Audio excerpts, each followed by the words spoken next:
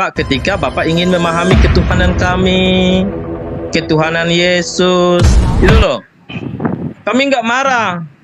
Tapi kalau Bapak keliru menafsir kitab suci kami mohon dengarkan suara kami sebagaimana kami memahaminya. Jangan ingin silogisme, bicara filsafat. Kita bicara metafisik loh, Pak. Muter sana, muter sini, kalian analogikan, itu udah pasti itu. Muter-muter, pertanyaan yang muter-muter dari tadi.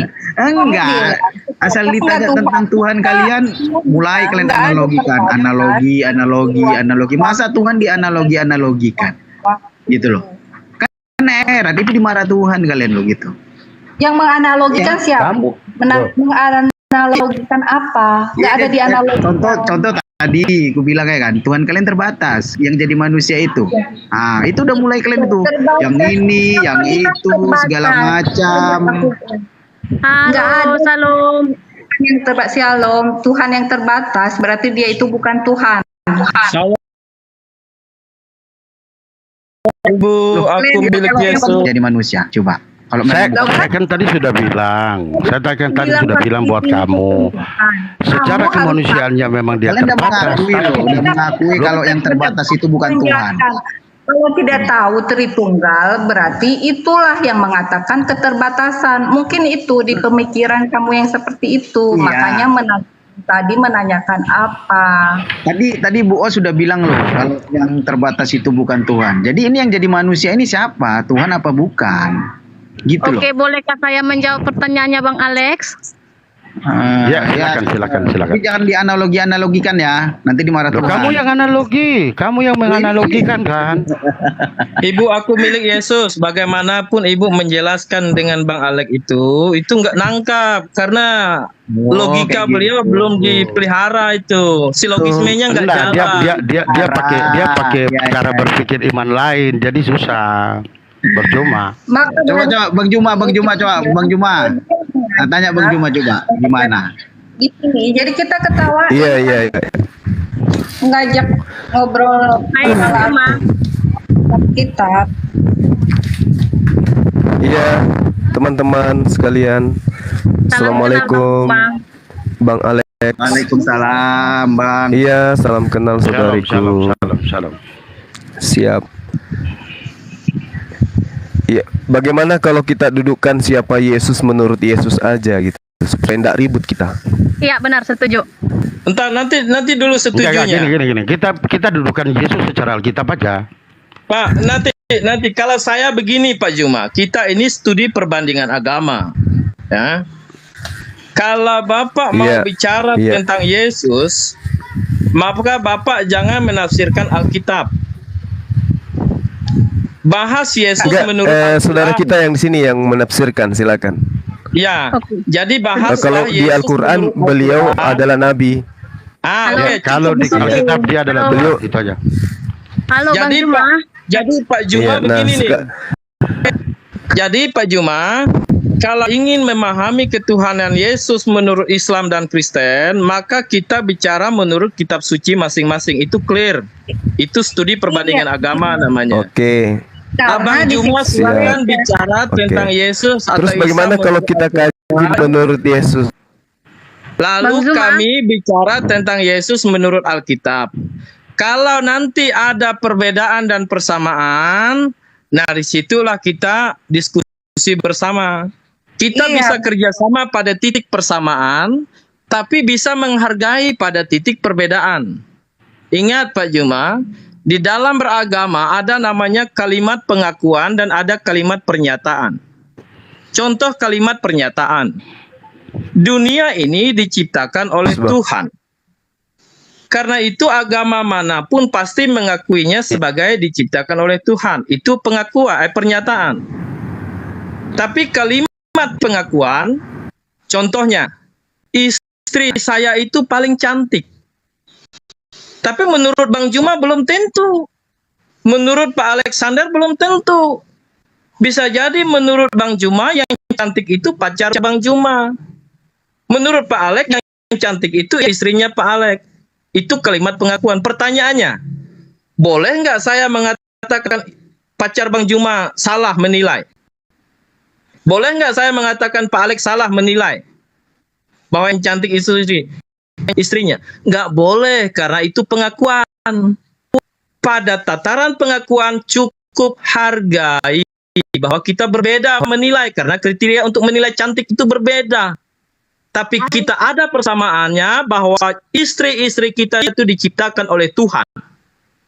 Maka kerjasamalah kita pada titik persamaan itu. Hargailah pada titik perbedaannya. Kalau kita bisa berpikir itu sepakati dulu Bang Juma. Kalau kita bisa berpikir seperti itu, maka tidak akan ada debat yang saling menghujat. Tidak akan ada komentar yang saling mencaci maki. Ya. Terima kasih Bang Juma. Ya, bagaimana bisa dimulai?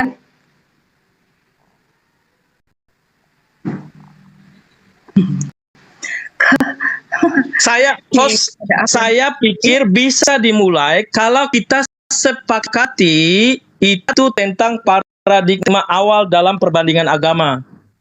Tapi kalau paradigma awal itu kita tidak sepakati, maka perdebatan ini menghasilkan perdebatan kusir, saling menghujat, saling mengejek, saling menjelek, saling mencaci maki, Bu. Itu nggak baik. Kita ini warga negara yang sama. Toleransinya harus dibangun. Ya. Tapi kalau kita sepakati ada rambu-rambu yang harus disepakati bersama dalam studi perbandingan agama, saya siap. Udah, ya udah. Kalau tidak mampu, biar saya naikin yang lain di sini. Bang Juma. Ya udah lanjut. Halo, Apa yang Alex mau dibahas? bagaimana? Apa yang mau dibahas? Tunggu, karena dia tadi dari kita aja kita jadi ketawain, kan nanti gimana gitu. Oh gitu. Kan. Udah. Jadi debat kusir lagi.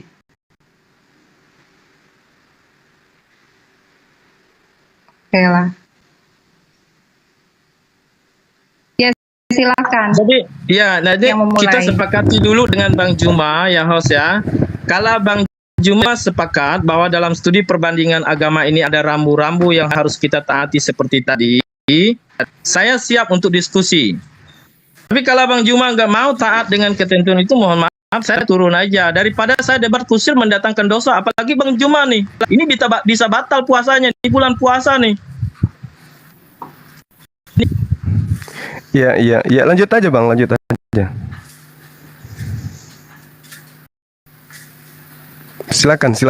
Suara saya kedengaran nggak nih? Iya, kedengaran. Bang. Halo teman-teman. Ya, kedengaran Bang.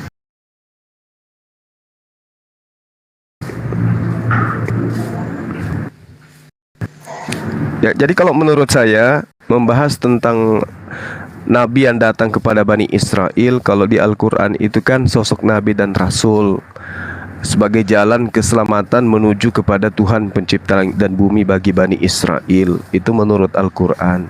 Menurut saudara Kristen, Yesus ini adalah Tuhan yang datang dalam rupa manusia, kan gitu.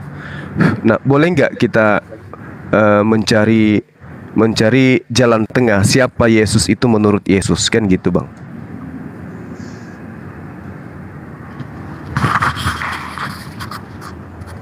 Bang Juma. Iya, silakan Bang. Halo Bang Juma. Silakan. Oke. Jadi kan kita orang di sini kita akui kita beriman kepada Tuhan yang Maha Kuasa ya. Iya, siap. Ya. Oke, Bang Juma percaya kepada Yesus Sebagai utusan Tuhan, betul. Oke. Abang percaya kepada Yesus sebagai utusan Tuhan. Jadi Iya. Aku juga mempercayai Yesus anak manusia pernah datang ke dunia ini sebagai utusan Bapa atau Tuhan ya. Siap. Oke. Yohanes 17 ayat 3 ini adalah ayat favorit teman-teman kita yang muslim ya. Iya. Ini adalah ayat favoritnya. Gimana bunyinya Bang? Tolong Bang. Hidup kekal itu adalah mereka mengenal Engkau satu-satunya Tuhan yang benar atau Theos yang benar, dan mengenal Yesus yang engkau utus. Oke, jadi hidup kekal itu harus mengenal Tuhan yang benar ya. Jadi kita jangan langsung klaim itu Allah ya.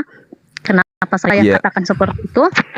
Karena dalam Quran surat Al-Ahzab ayat 37, tolong dibaca Bang. Iya, aku potong, maaf. Berarti Ibu tidak mengenal Trinitas. Sebentar Ibu. Mengenal Trinitas. Sebentar Ibu. Tolong Bang. Nah, nanti Quran surat Al-Ahzab ayat 37 Bang. Gimana? Abang buka Quran surat Al-Ahzab ayat 37 bunyinya kayak mana?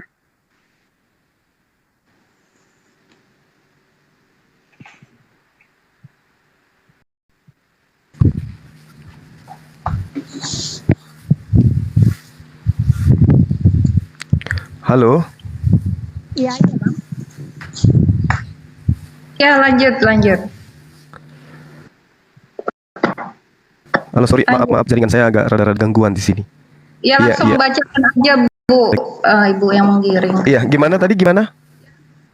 Coba Abang bacakan Quran surat Al-Ahzab. Ya, Ibu aku milik Yesus. Halo, Berapa suaranya? Iya. Suaranya nggak kedengaran gitu. Nampaknya jaringan juga beliau tuh Bang. Kayaknya bermasalah. Halo Bang. Nanti naik lagi ya. Iya. Gimana Mbak? Tunggu. Aku naikin tataring dulu.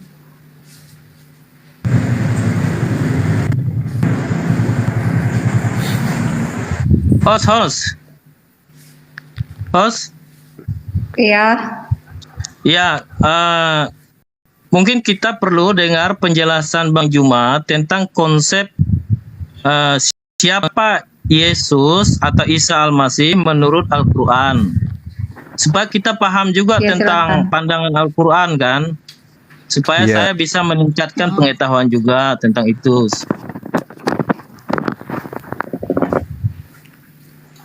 Nah, nanti setelah Bang Juma baru kita menjelaskan Yesus menurut Kristen. Setelah itu baru kita diskusi. Itu tuh baik tuh, menarik.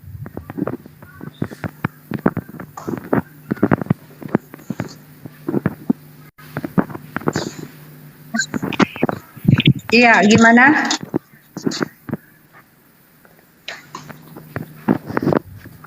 Ya, silahkan.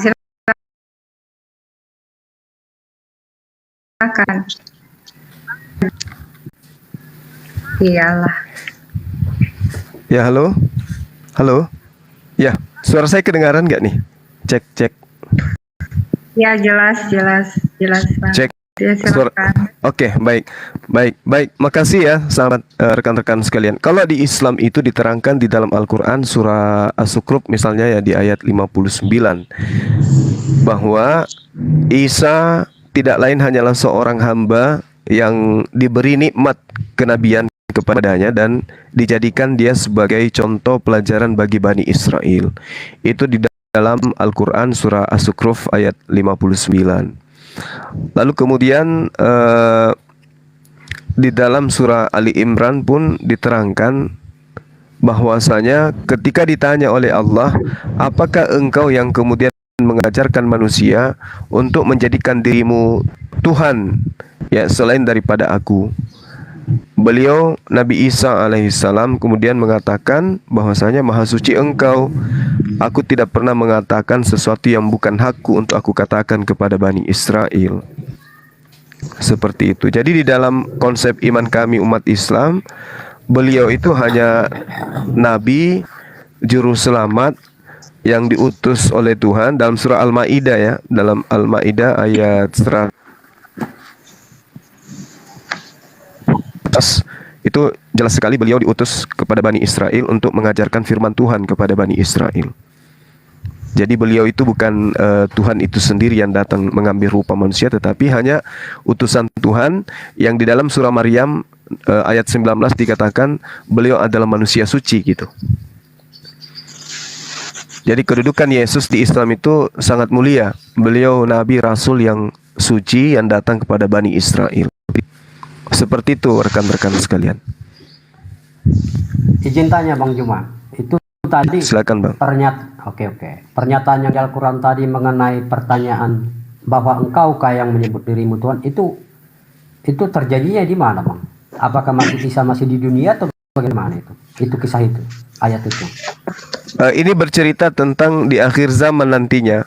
Silakan Bang. Dan ingatlah ketika Allah berfirman, wahai Isa putra Maryam, engkaukah yang mengatakan kepada orang-orang, jadikanlah aku dan juga ibuku sebagai dua Tuhan selain Allah.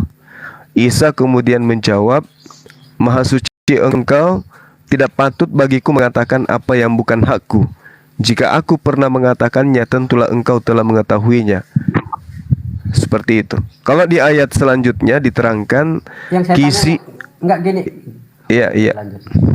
Kalau di ayat selanjutnya mengatakan bahwasanya aku tidak pernah mengatakan kepada mereka kecuali apa yang engkau perintahkan untuk aku katakan, yaitu sembahlah Allah, Tuhanku dan Tuhanmu. Dan aku menjadi saksi terhadap mereka selama aku berada di tengah-tengah mereka. Maka setelah engkau mewafatkan aku, engkaulah yang mengawasi mereka dan engkaulah yang menyaksikan atas segala sesuatu. Jadi ini Allah bertanya kepada Nabi Isa alaihissalam setelah beliau itu kemudian melakukan misi kepada Bani Israel, setelah terangkat kemudian dan pada akhir zaman nantinya. Seperti itu Bang. Iya. Oke. Jadi gini tunggu Pak. Oh, jadi kalimat itu kalimat itu terjadinya nanti di hari akhir zaman. Iya, tapi sudah disampaikan sebelumnya gitu. Penghakiman berarti. Iya betul. Penghakiman berarti. Siap. Iya. Iya, baik. Terima kasih Bang Juma. Nah, ini asik kita mendengarkan penjelasan dengan santun dan sabar begini kan. Nah, sebenarnya Bang Juma yang saya harapkan itu dalam diskusi itu seperti itu. Tidak seperti Pak Alexander tadi yang langsung nyerocos gitu kan. Nah, akhirnya kami juga paham tentang konsep siapa Isa Al-Masih menurut Islam. Menarik sekali itu Bang Juma. Lalu dari segi kelahirannya Bang Juma boleh bertanya ya? Iya. Kelahirannya itu berbeda Bang. Enggak. Kita minta Bang Juma yang menjelaskannya menurut Al-Quran. Iya. Karena kami sudah sepakat tadi untuk memahami Isa menurut Al-Quran Islam itu harus orang Islam yang menjelaskannya. Kalau kelahiran Yesus itu Bang Juma menurut Al-Quran itu kan Maryam itu ibunya ya. Nah lalu ada bapaknya nggak itu Isa? Betul.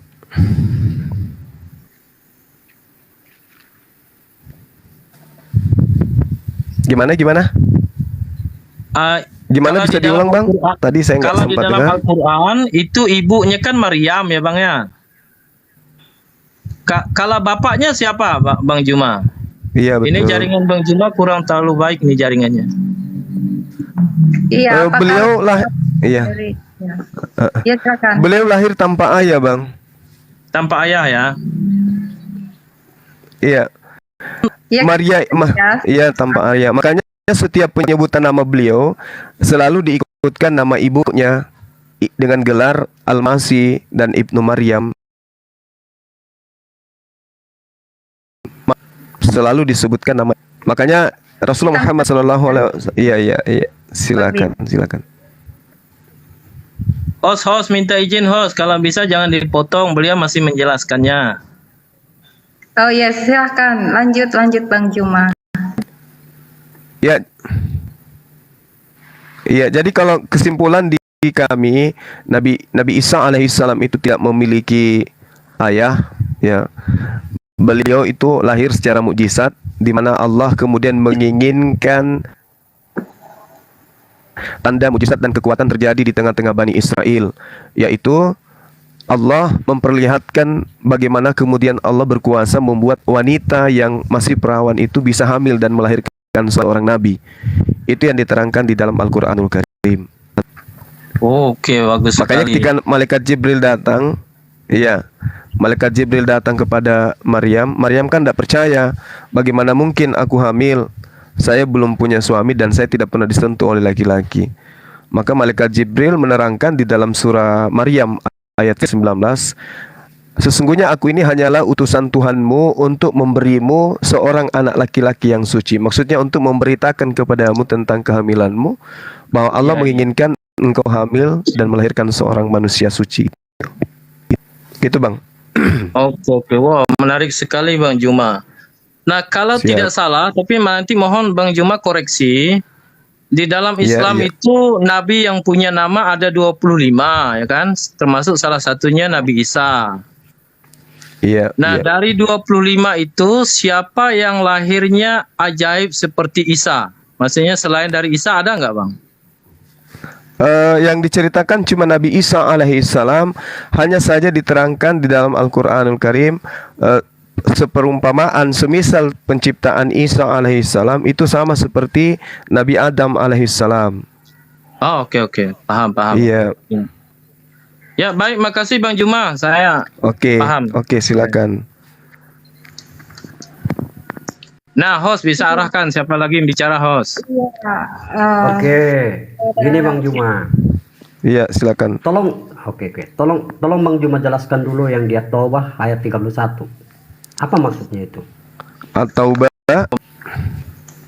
ayat 31. At-Taubah 31 itu terkait dengan orang-orang Yahudi ya. Iya, orang-orang Yahudi. Oke. Silakan dulu Bang jelaskan itu. Baik. Jadi diterangkan dalam surah At-Taubah itu bahwa orang-orang Yahudi itu, rahib-rahib mereka, orang-orang alim di antara mereka, mereka jadikan sebagai Tuhan selain daripada Allah. Ya, seperti misalnya orang Nasara, dalam hal ini Nabi Isa alaihissalam pun itu diterangkan dianggap sebagai Tuhan, padahal mereka hanya disuruh menyembah Tuhan yang esa. Oleh karena itulah kemudian ketika kami melihat Al-Quran, Nabi Isa itu datang kepada Bani Israel, menyeru kepada mereka untuk kemudian menyembahnya kepada Tuhan yang Maha Esa. Begitu juga ketika Nabi Musa alaihissalam itu datang, beliau hanya mengajarkan untuk menyembah kepada Tuhan yang Esa. Tetapi orang-orang Yahudi di kalangan mereka ada yang menjadikan rahib mereka itu sama seperti Tuhan. Seperti itu Bang. Kira-kira ya, maksudnya gini Bang, yang saya maksudkan, kenapa Allah SWT mengatakan mereka orang-orang Yahudi menjadikan rahib-rahibnya sebagai Tuhan? Orang Yahudi nggak usah Isa dulu, rahib-rahib lah. Nah, maksudnya kriterianya makanya Allah SWT berkata mereka dijadikan Tuhan bagaimana Bang? Coba jelaskan dulu Bang. Iya, jadi gini, kalau di tradisi Islam itu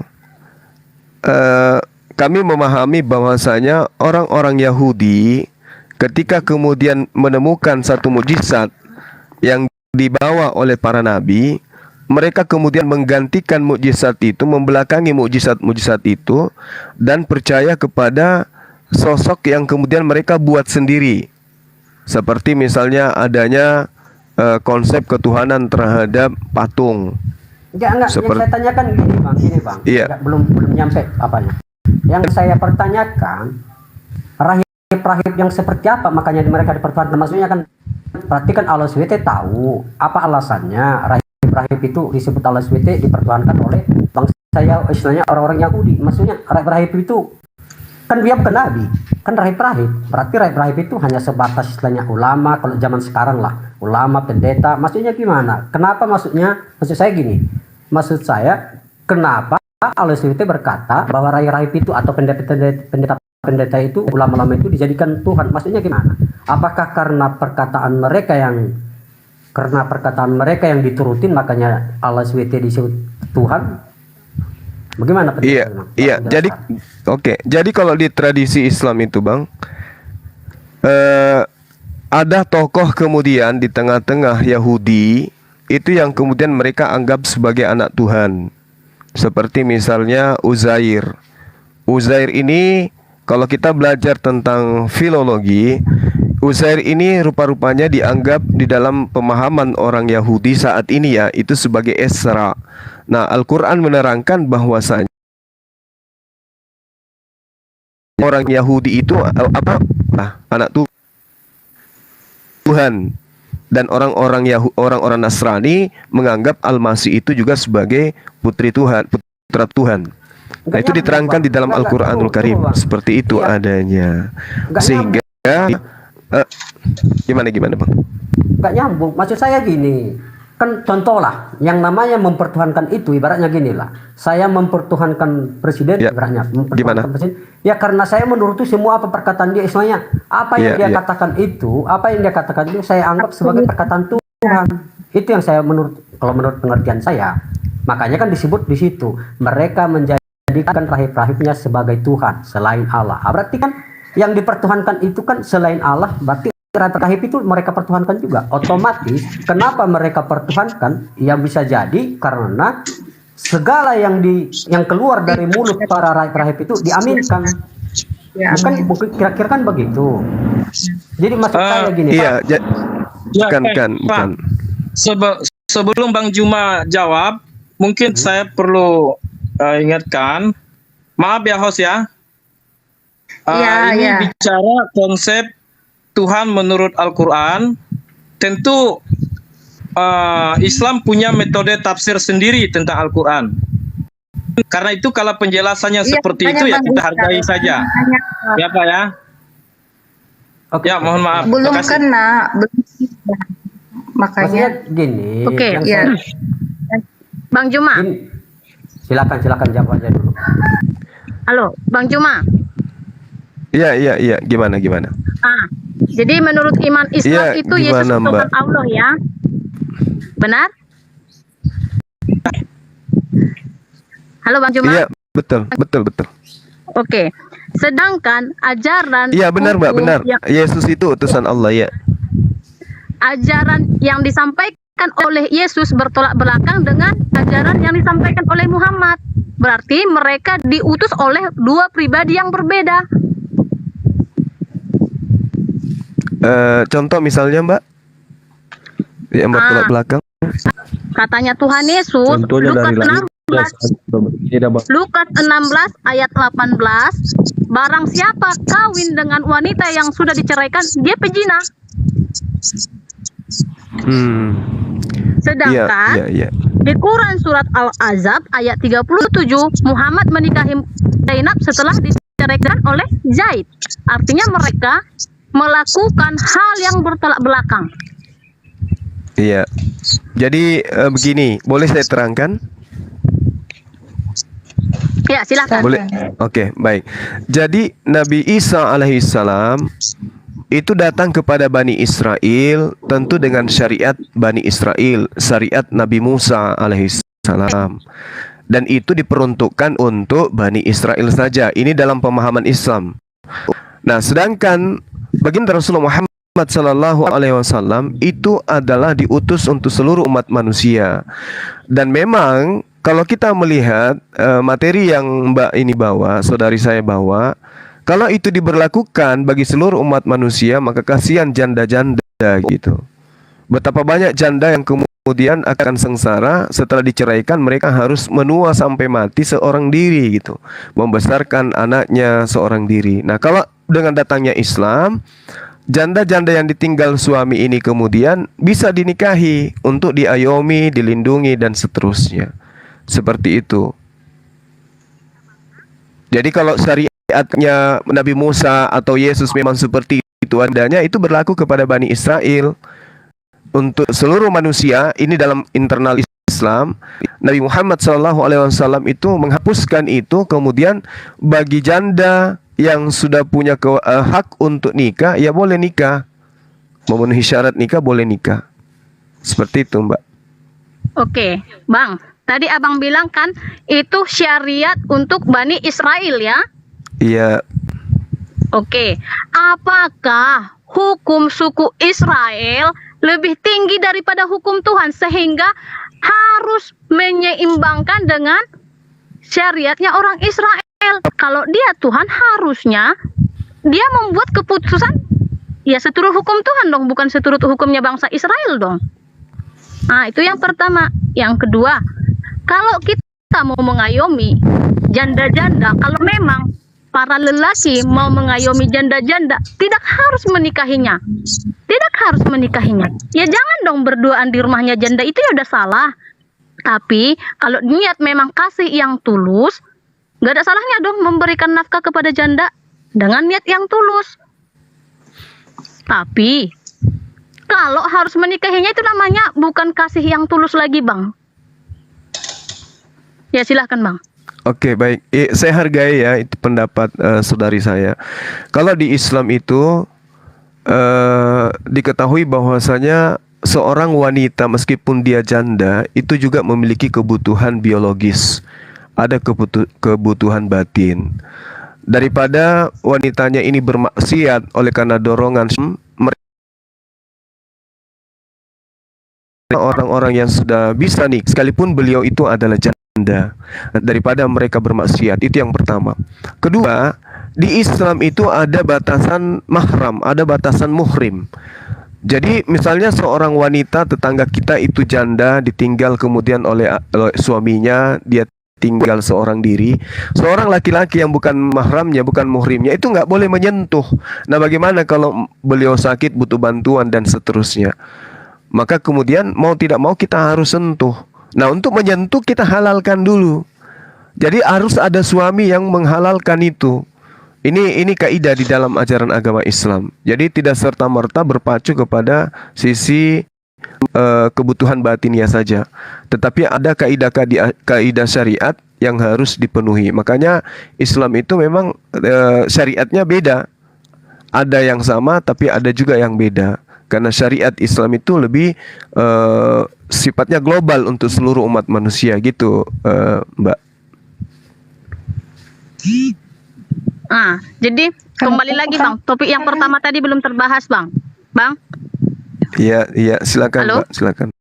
Kedengeran? Iya, silakan. Oke. Tadi topik yang pertama itu belum clear dia, Bang. Kenapa Tuhan harus merendahkan, seolah merendahkan hukumnya dibanding hukum orang Israel, Bang? Bukankah hukum Tuhan itu berlaku buat seluruh bangsa, seluruh manusia? Kalau hukum suku kan hanya berlaku untuk suku itu aja. Nah, harusnya hukum Tuhan lebih luhur, Bang. Bukan karena hukumnya orang Israel kan begini, aku ikut aja deh. Tuhan nggak boleh kayak gitu dong harusnya, Bang. Baik. Saya paham.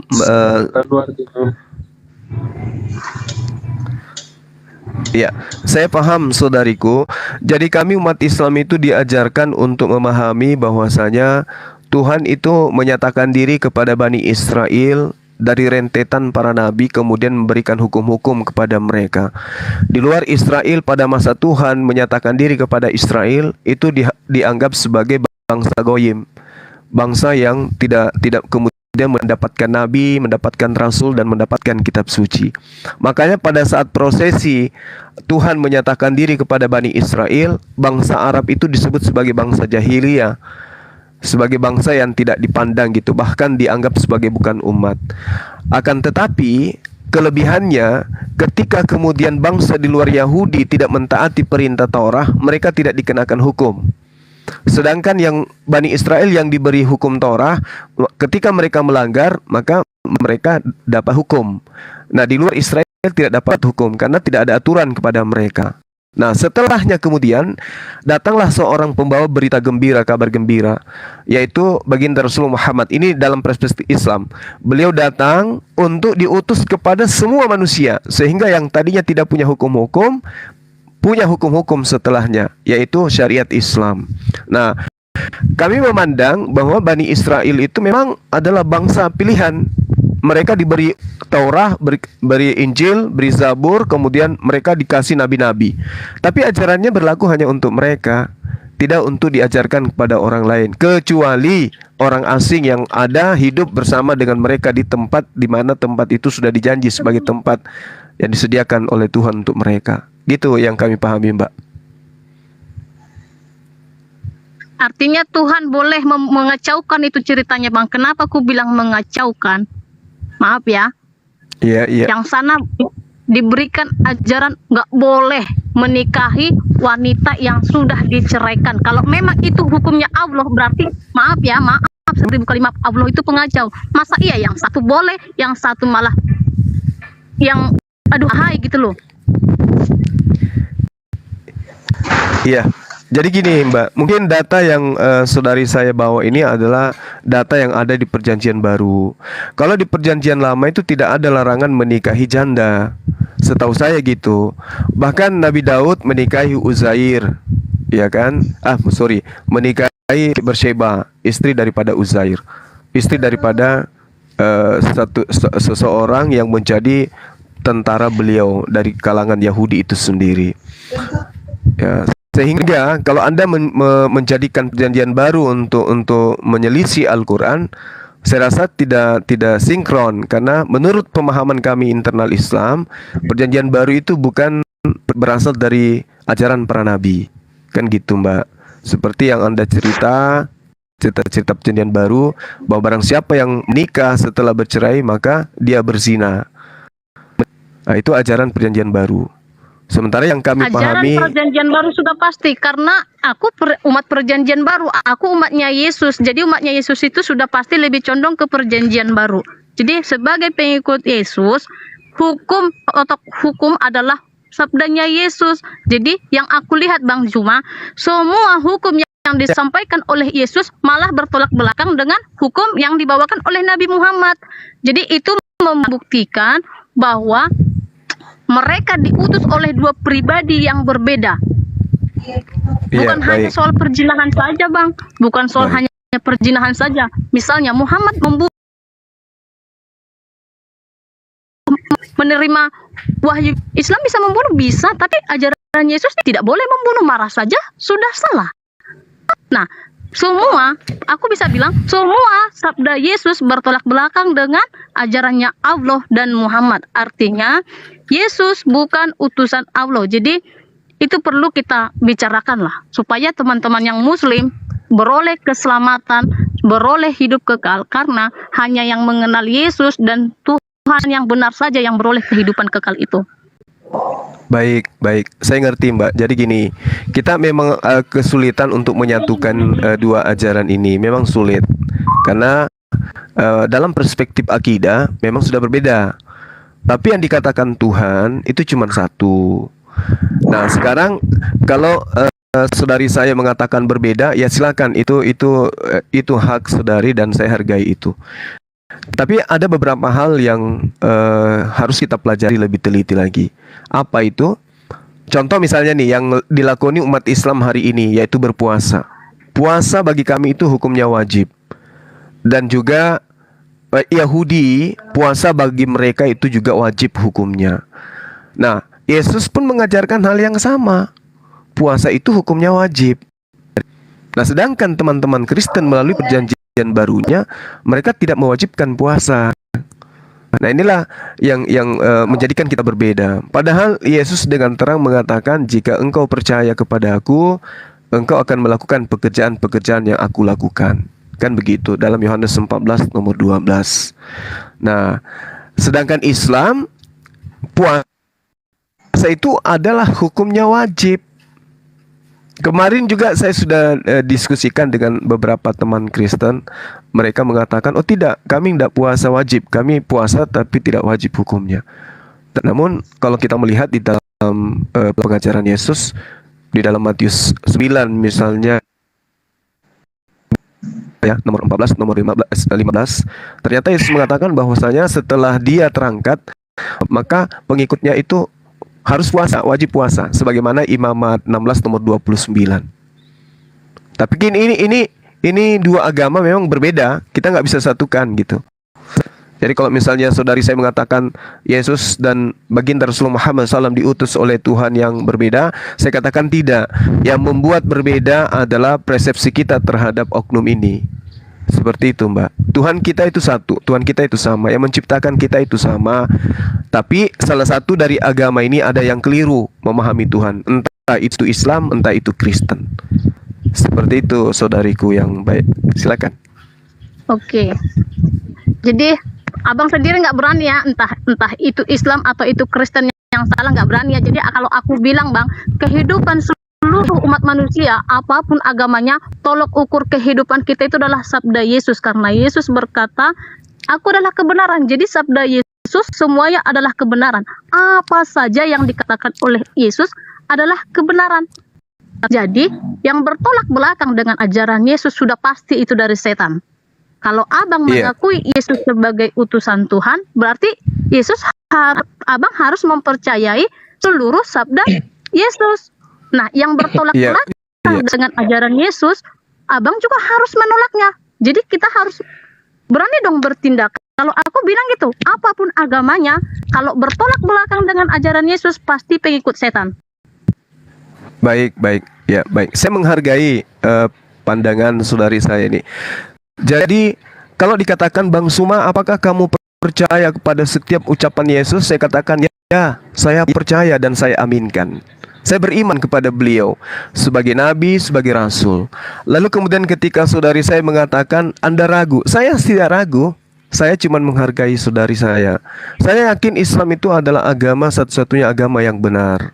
Nah, cuman di sini kan saya katakan bahwasanya entah Islam entah Kristen, mari kita kembali kepada pola diri kita masing-masing untuk menentukan itu. Nah, kenapa saya mengatakan bahwasanya saya percaya kepada setiap ucapan Yesus? Lalu kenapa Bang Suma tidak beriman kepada perjanjian baru? Karena menurut pengajaran saya selama saya belajar, perjanjian baru itu bukan kitabnya Yesus. Bukan sabda-sabda akurat dari Yesus, bukan sahih dari Yesus, layaknya hadis sahih. Tidak. Kalau hadis sahih dari baginda Rasulullah Muhammad SAW terlontar dari mulutnya, dituliskan oleh orang sesamanya, sahabatnya, muridnya yang mendapatkan mandat. Sementara perjanjian baru itu adalah tulisan-tulisan yang dituliskan oleh orang yang sama sekali tidak jumpa dengan Yesus. Dalam arti kata, bukan mulut Yesus sendiri yang mengatakan langsung kepada kuping mereka, lalu tangan mereka menulis. Itulah makanya saya tidak beriman kepada kitab saudara saya ini sebagai firman Tuhan. Tapi saya beriman kepada Yesus yang adalah Isa, yang adalah Yeshua HaMashiach yang datang kepada Bani Israel. Tentang ajarannya, Al-Quran mengatakan bahwa itu sudah mengalami perubahan-perubahan. Nah, mohon maaf, kita lihat Yesus itu datang kepada Bani Israel. Apakah Bani Israel ini adalah bangsa yang taat, bangsa yang menerima Yesus? Saya katakan adalah mengetahui dan mengakin. Kemudian orang yang menolak Yesus menuliskan secara fasih, secara sahih, ajaran-ajaran yang terlontar dari mulut Yesus sampai hari ini terjaga. Mungkin andaikan Yesus itu datang kepada teman-teman Kristen yang ada di Indonesia, awal mula bukan melalui Yahudi, kebenaran yang diterima oleh kitab saudara, mungkin saya bisa percaya. Tapi sayangnya kitab itu dari Yahudi. Orang-orang Yahudi itu menurut saya adalah orang yang menolak Yesus. Jadi bagaimana mungkin orangnya ditolak, ajarannya diterima? Itulah sebabnya kenapa saya tidak mengimani kitab saudari saya ini sebagai firman Tuhan. Seperti itu, Mbak. Silakan. Jangan melebar dulu, Bang. Kenapa? Aku nggak bilang loh perjanjian baru itu firman Tuhan. Enggak, karena menurut imanku firman Tuhan itu ya Tuhan itu sendiri, bukan buku. Firman Tuhan itu kekal. Kalau buku terbakar bisa hilang. Kalau firman Tuhan itu kekal, abadi. Jadi yang firman Tuhan yang aku akui itu bukan perjanjian baru atau perjanjian lama atau Al-Quran, enggak. Aku mempercayai Yesus adalah firman Tuhan itu. Firman Tuhan adalah kebenaran dan Yesus adalah kebenaran itu. Iya, baik saudariku. Jadi kalau di Islam juga percaya kalau Yesus itu adalah firman. Kami percaya Yesus itu firman. Dalam arti kata apa? Yesus itu adalah perkataan. Perkataan siapa? Bukan perkataan manusia, bukan perkataan presiden, bukan. Yesus itu adalah perkataan Tuhan. Jadi dia ada akibat daripada kehendak. Makanya dia dikatakan bahwasanya Yesus itu berasal dari Tuhan. Dia itu adalah kalimatuhu wa ruhullah. Dia berasal dari kalimat Allah dan dia berasal dari ruh Allah. Nah, kami mengimani di situ. Permasalahannya kemudian kita berseberangan dikarenakan karena teman-teman Kristen mengatakan firman itu yang menjadi manusia itu adalah Tuhan itu sendiri. Nah, di situ kita pisah. Tapi selama Yesus itu masih diimani sebagai firman Tuhan, arti kata bahwasanya itu adalah kehendak Tuhan, ide Tuhan, gagasan Tuhan sehingga dia datang kepada Bani Israel, maka kami mengaminkan. Memang demikian adanya. Jadi Maria hamil itu bukan atas kehendak manusia. Maria hamil atas kehendak firman Tuhan. Tuhan yang menghendaki. Di dalam surah Yasin ayat 82 diterangkan, ketika Allah menghendaki sesuatu, maka dia cukup berkehendak, maka apa yang dikehendakinya itu terjadi. Seperti itu, Mbak. Oke, baik. Oke, gini Bang. Terima kasih banyak. Gimana Ya, Pak iya, Israel? Bang. Silakan, Bang, silakan. Tadi Bang belum jelas Bang, maksudnya rahib-rahib yang bagaimana yang dipertuhankan itu belum nangkap gua Bang. Tolong jelaskan dulu. Maksudnya gimana, baik. kenapa alasannya dia dipertuhankan itu maksudnya? Iya, jadi di dalam Al-Quran itu Bang diterangkan orang-orang Yahudi berkata Uzair itu putra Allah, dan orang-orang Nasrani juga berkata Al-Masih itu putra Allah.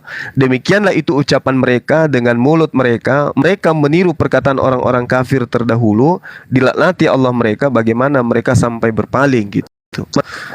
Ini yang ada di dalam tradisi Islam, bahwasanya orang Yahudi itu menganggap Uzair itu sebagai anak Tuhan, dan menganggap Isa Al-Masih itu juga sebagai anak Tuhan. Itu yang diterangkan oleh Al-Quranul Karim. Oke. Seperti itu, Bang. Ini, Bang. Oke. Jadi kalau kita lihat, ya silakan. Oke. Kalau memang gitu, Bang, maksud saya di mana ada nggak dalilnya selain Al-Quran bahwa orang Yahudi mempertuhankan Al-Zair? Uzair.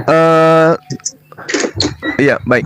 Kalau di ajaran saudara itu saya tidak pernah menemukan orang Yahudi kemudian itu menuhankan Uzair. Tetapi kalau kita melihat dari kitabnya orang Yahudi, bagaimana kemudian Tuhan itu murka kepada mereka, itu banyak dalilnya Bang di Perjanjian Baru. Kenapa mereka dimurkai? Karena mereka membuat ilah-ilah di samping daripada ilah yang diajarkan oleh Nabi Musa alaihissalam. Makanya mereka dikutuki, dijadikan sebagai Yerusalem itu sebagai puing-puing yang ditinggalkan kemudian dan menjadi tempat persembunyian daripada serigala-serigala. Itu boleh kita lihat di dalam Yeremia 9. Iya, yang saya tanya seperti itu, Bang. Kan tadi Abang kan bilang pernyataan bahwa bangsa Yahudi menyebut Uzair itu Tuhan. Yang saya tanya, ada nggak dalilnya selain Al-Quran bahwa Uzair itu dipertuhankan? Masalahnya gini Bang, gini ya. Iya. Kalau memang Yahudi itu istilahnya mengimani Uzair sebagai anak Tuhan, lantas apa alasan mereka istilahnya hendak membunuh Isa? Gini Bang, gini. Kalau di internal kami umat Islam, mereka ingin membunuh Nabi Isa alaihissalam karena menurut mereka orang ini adalah ada hasil zina. Kenapa mengaku sebagai utusan Tuhan, bahkan mengaku sebagai Mesias, mengaku sebagai Al-Masih. Sementara Al-Masih yang mereka tunggu itu layaknya seperti Daud, seperti Musa, seperti Harun. Ini yang datang kok anak hasil zina. Itu di internal kami di Islam. Sehingga kemudian silakan, itu ada kesesuaian dengan tuduhan yang ada dalam kitab Talmud. Itu adalah laki-laki suci gitu Bang. Iya. Nah ini yang kemudian yang disampaikan oleh Al-Quranul Karim. Jadi Nabi Isa alaihissalam itu ingin dibunuh karena Nabi Isa mengaku sebagai utusan Tuhan yang datang kepada mereka sebagai Mesias, sebagai Al-Masih. Sementara Al-Masih yang mereka tunggu bukan seperti itu. Seperti itu Bang. Yang jadi pertanyaan, kalau Abang bilang itu istilahnya karena Isa anak zina, silakan. Sebagai nabi, yang jadi pertanyaan, kenapa enggak dari sejak kecil mereka bunuh? Kenapa sejak mulai dari bayi? Kira-kira? Iya. Lanjut Bang. Ya, jadi itu adalah kehendak Tuhan, Bang. Kehendak Tuhan itu berlaku sesuai dengan apa yang Tuhan kehendaki, bukan sesuai dengan yang kita inginkan gitu. Karena kenapa? Dia harus sampai kepada kedewasaan.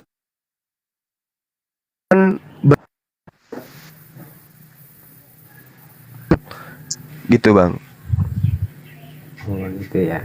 Jadi kalau Kalau Tuhan Iya, berkehendak sang firman-Nya menjadi manusia, itu kalau Tuhan berkehendak sang firman-Nya menjadi manusia, itu bukan kehendak ya. Oke, baik Pak Israel. Saya pikir Maksudnya, itu nanti diskusi itu. Nanti mungkin itu masuk diskusi ya Pak Israel ya. Iya, silakan. Ya baik Bang Juma, saya pikir penjelasan Abang itu sangat menarik ya. Itu sebenarnya salah satu manfaat. makasih Bang, makasih. Ya, ketika kita membiarkan orang lain menjelaskan pandangan agamanya menurut dia, itu menarik memang. Terlepas dari ada persamaan dan perbedaan, itu kan soal lain ya.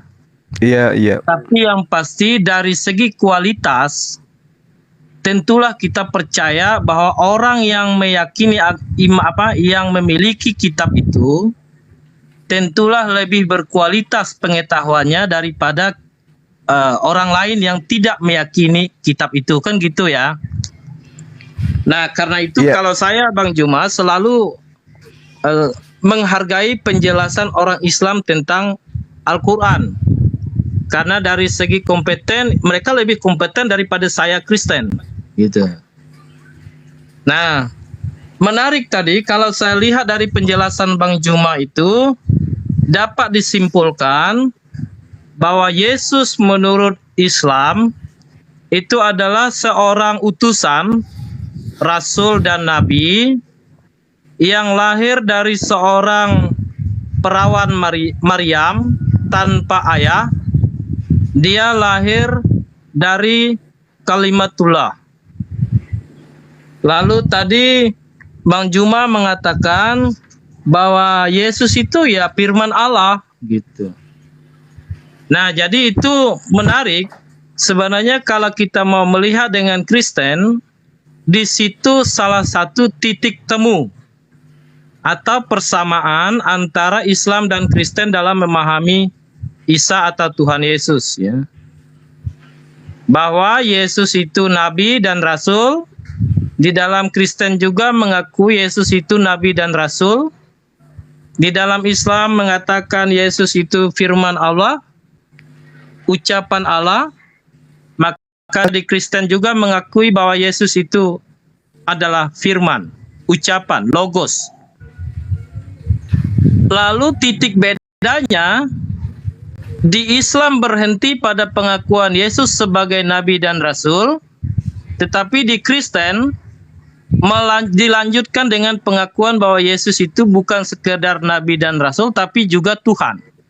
Nah, di situ kan sebenarnya titik beda antara Islam dan Kristen, kan gitu ya Bang Juma ya? Iya, betul.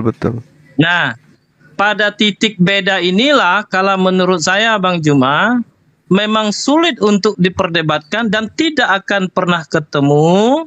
Maka yang terbaik dalam menghargai perbedaan itu adalah hargai dia biar tetap berbeda, karena berbeda itu sunnatullah gitu ya Bang Juma ya. Iya. Nah, kehendak Allah. Nah, yang menarik juga mungkin perlu penjelasan dari Kristen juga. Apakah benar orang Kristen itu percaya kepada 3 Tuhan atau 3 Allah? Kan itu yang sering dituduh oleh teman-teman Islam. Mungkin Bang Israel bisa jelaskan ya Bang Israel. Tapi sebelum ke sana, mungkin saya ingin tambahkan penjelasan Ibu aku milik Yesus tadi tentang menikahi janda. Di dalam Imamat pasal 21 ayat 14, di sana dilarang menikahi janda. Ya, jadi di dalam kitab Taurat rupanya memang ada larangan untuk menikahi janda. Saya mungkin baca begini ya. Imamat pasal 21 ayat 14. Bunyinya begini. Orang janda atau perempuan yang telah diceraikan atau yang dirusak kesuciannya atau perempuan sundal janganlah diambil, melainkan harus seorang perawan dari antara orang-orang sebangsanya. supaya jangan ia melanggar kekudusan keturunannya di antara orang-orang sebangsanya, sebab akulah Tuhan yang menguduskan mereka. Ya, ini dalam imamat. Oke, mungkin izin host mungkin bisa minta Pak Israel menjelaskan tentang konsep ketuhanan Yesus menurut Kristen. Tapi tolong dalam Alkitab ya Pak ya, jangan kutip Alkitab suci lain ya.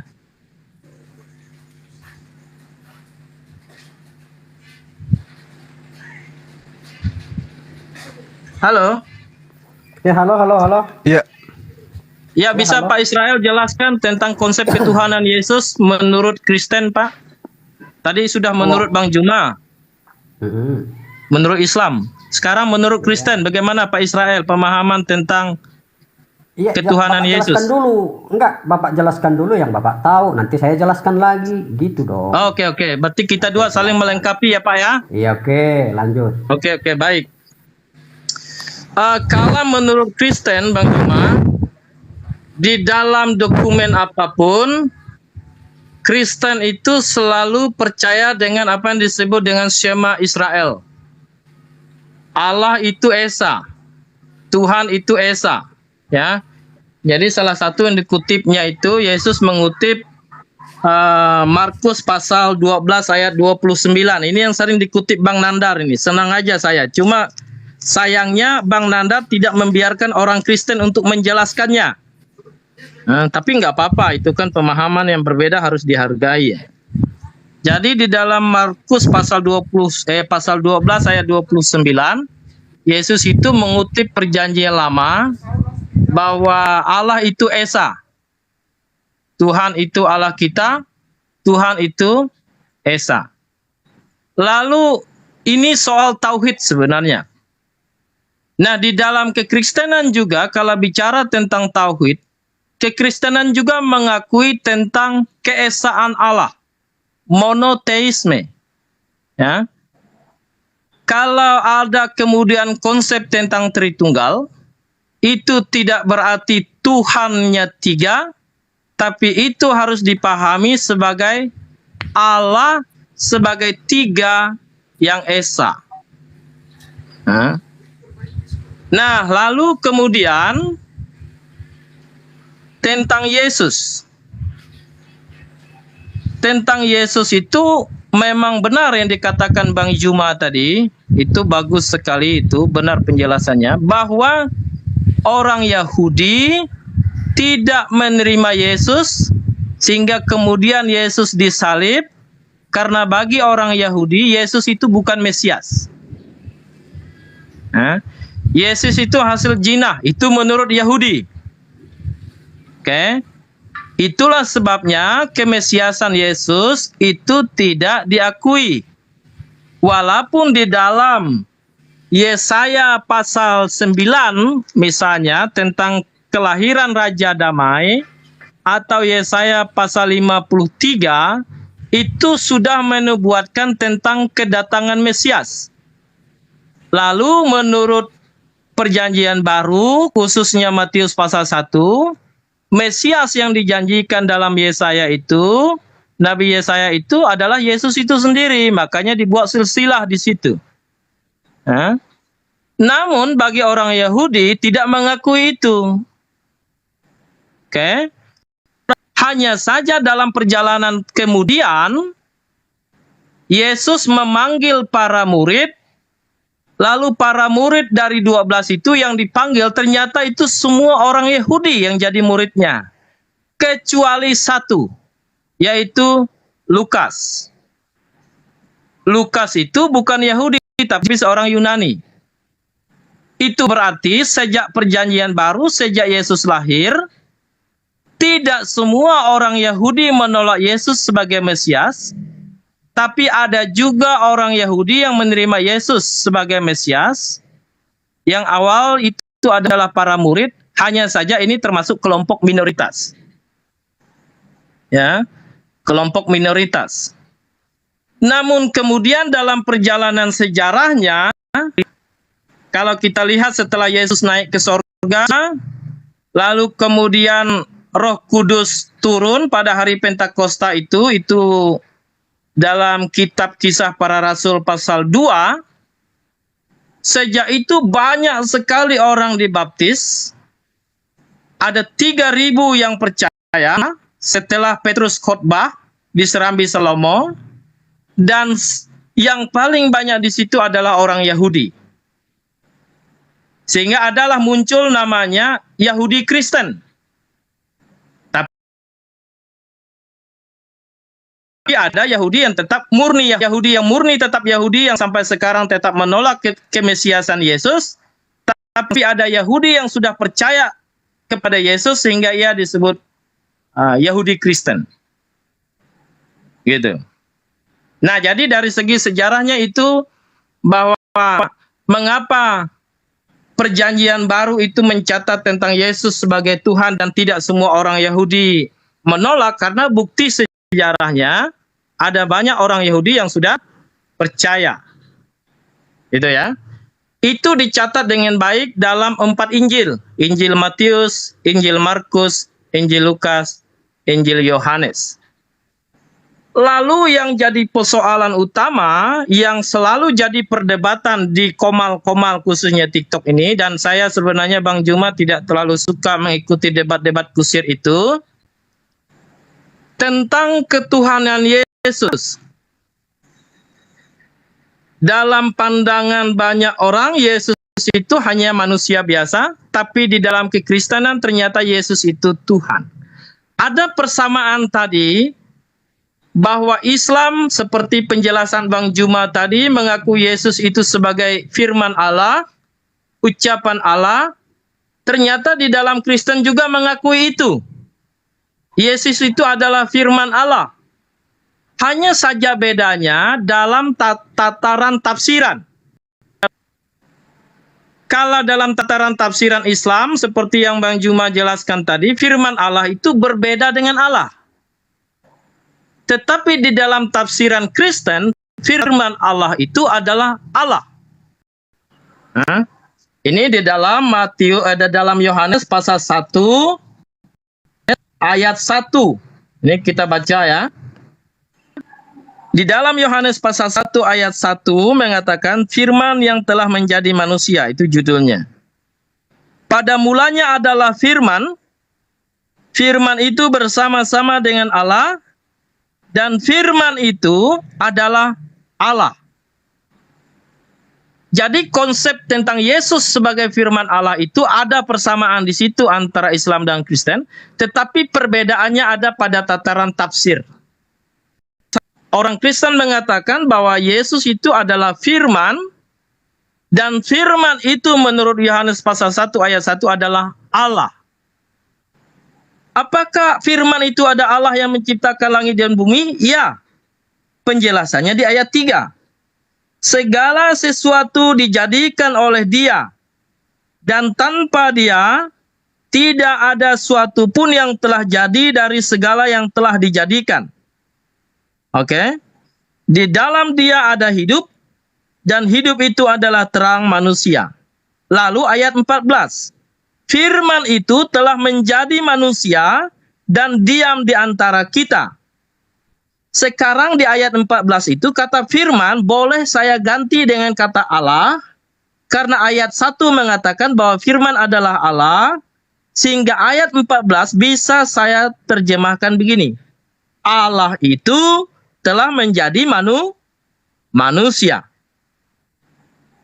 Nah, Allah telah menjadi manusia, karena itu di dalam diri Allah itu, di dalam kekristenan selalu dogmanya begini. Yesus itu adalah Allah sekaligus manusia. Di dalam diri Yesus ada 2 tabiat. Tabiat keilahiannya karena dia memang Allah, tetapi juga tabiat manusiawinya karena Allah itu sudah menjadi manusia, punya wujud. Yang sebelumnya firman itu tidak punya wujud. Tapi ketika dia punya wujud menjadi manusia, maka dia juga punya tabiat manusia. Jadi di dalam diri Yesus itu, saya ulangi lagi, ada 2 tabiat, yakni tabiat keilahiannya dan tabiat kemanusiaannya. Nah, ini yang sering keliru dipahami oleh teman-teman Muslim, karena mereka cenderung menekankan tabiat kemanusiaannya saja, mengabaikan tabiat keilahiannya. Lalu bagaimana ini? Apakah berarti ilahi itu terbatas? Tidak. Karena keilahian Allah itu, dia melampaui ruang dan waktu. Loh, tapi dia kan udah jadi manusia. Iya, betul. Tetapi di dalam kemanusiaan Yesus tadi ada dua tabiatnya, yaitu kemanusiaannya dan keilahiannya. Bagaimana itu perumpamaannya menjelaskan Yesus sebagai Allah itu, yang menjadi manusia itu? Penjelasannya begini. Saya itu punya pikiran. Pikiran itu saya ucapkan. Setelah saya ucapkan, barulah pikiran itu kemudian ditulis dalam buku. Sehingga buku itu berisi pikiran saya. Lalu kemudian ketika buku itu rusak, buku itu terbakar, buku itu hancur, buku itu basah, apakah pikiran saya hilang? Apakah pikiran saya rusak? Tidak. Karena pikiran saya tetap ada di dalam diri saya. Yang rusak itu bukan pikiran saya, tapi buku sebagai medium untuk menulis pikiran saya. Tapi pikiran saya tetap ada di dalam diri saya, sehingga saya bisa mengucapkan hal yang sama untuk sekian kali sekalipun buku itu rusak. Itulah contoh menjelaskan ketuhanan dan kemanusiaan Yesus. Jadi yang mati itu bukan Tuhannya Yesus, bukan firman-Nya, tetapi yang mati itu adalah manusianya, Yesus sebagai manusia. Itu yang dikatakan di dalam 1 Petrus pasal 3 ayat 18. Dia mati sebagai manusia, tetapi firman itu tetap ada. Dan kembali ke Allah. Nah, itu penjelasan sekilasnya. Silakan Pak Israel tambahkan. Nah, nanti setelah Pak Israel tambahkan, kita bisa diskusi tentang itu. Sudah? Iya Pak, ya Pak. Silakan Pak. Gini aja Pak. Mengenai ketuhanan itu, Sang Allah itu nggak bisa kita artikan sebagai nomorik. Nah, itu aja intinya. Jadi intinya, Sang Ilahi itu menyatakan dirinya ke dunia ini melalui Sang Firman-Nya dengan rohnya. Nah, Sang Ilahi itu kan tidak terhampiri. Nah, otomatis yang namanya ekstensi yang paling tinggi, otomatis ekstensi yang paling tinggi itulah yang paling istilahnya merendahkan diri untuk kita bisa kenal. Nah, caranya ya dengan cara dia memakai tubuh manusia. Nah, supaya kita mengenal dia. Nah, baru yang kedua, kita kan sudah jatuh dalam dosa. Nah, karena kita sudah jatuh dalam dosa, makanya kita nggak bisa lagi istilahnya kita sudah terpisah dengan Allah. Tapi keterpisahan kita dengan Allah ini, Allah karena dia menciptakan dia secitra dengan kita, dia tidak ingin kita kehilangan. Dia tetap ingin kita selalu ada berada pada dia. Tapi caranya gimana? Sebab Tuhan itu kan kudus. Tidak satu pun makhluk manusia yang dapat melihat dia karena dia kemuliaannya. Makanya dia mengutus Sang Firman-Nya menjadi manusia. Jadi intinya Sang Ilahi itu bukan nomorik, bukan menyatakan ibaratnya satu jumlah. Kan Esa itu bukan jumlah, bukan satu, bukan istilahnya jumlah nomorik satu, bukan begitu artinya. Jadi kita harus pahami dulu bahwa Sang Ilahi itu menyatakan kuasanya di dunia melalui Sang Firman-Nya dan Rohnya. Nah, itu yang boleh saya tambahkan. Oke, baik, terima kasih Pak Israel. Jadi intinya saya dan Pak Israel mengajak kita untuk berpikir, kalau kita ingin memahami Tuhan, maka hindarilah pendekatan matematis, pendekatan biologis, pendekatan fisika. Kita harus meloncat jauh lebih tinggi dari itu, yakni pendekatan metafisik. Apa pendekatan metafisik itu? Yakni pendekatan filosofis yang mau melihat sesuatu yang ada di balik fisik.